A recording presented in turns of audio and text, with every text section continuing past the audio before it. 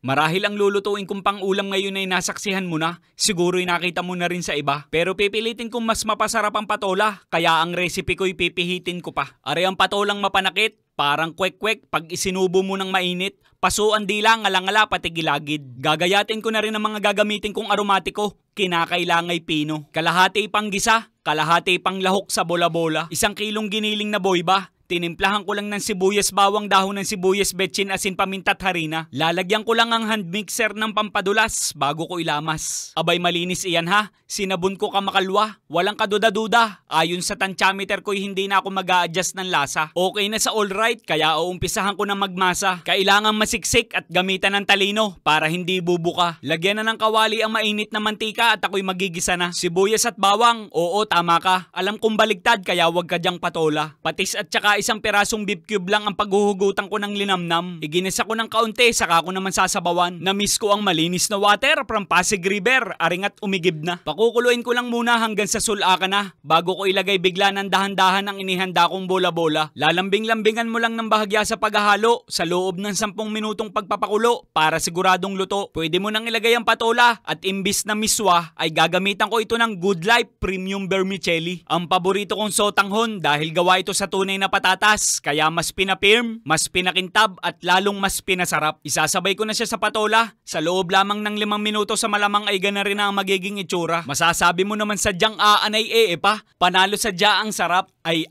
tignan mo ga naman, siguradong mapapaigop abaw. Indot maya. Ay, inang!